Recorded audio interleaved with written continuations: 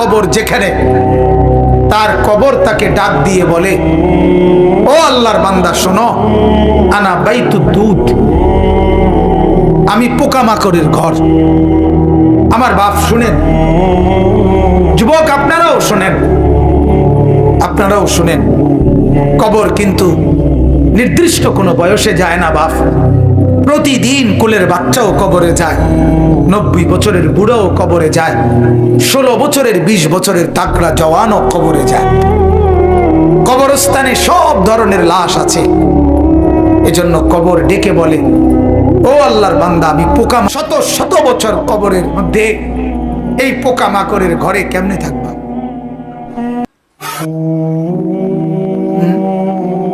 বলেন।